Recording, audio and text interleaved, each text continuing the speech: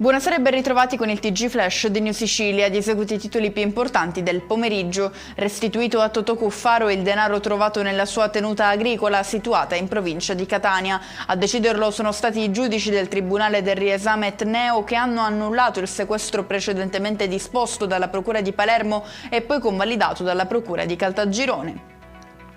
Una delle più importanti operazioni di recupero di beni archeologici, così l'assessore regionale ai beni culturali Francesco Scarpinato ha commentato l'operazione Genus, conclusasi oggi a Catania con 56 misure cautelari.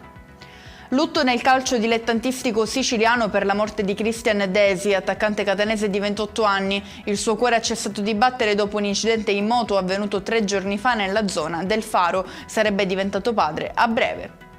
Garantire agli oltre 1800 ex PIP l'allineamento a 24 ore settimanali. Questo è l'obiettivo con cui il governo Schifani sta lavorando al reperimento di risorse pari a circa 10 milioni di euro. Un passaggio importante per assicurare ulteriore stabilità agli ex lavoratori precari.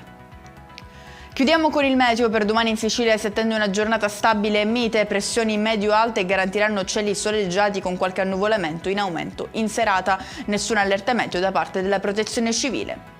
E con questo è tutto, prossimo appuntamento domani alle 13:30, grazie per averci seguito, buon proseguimento di serata.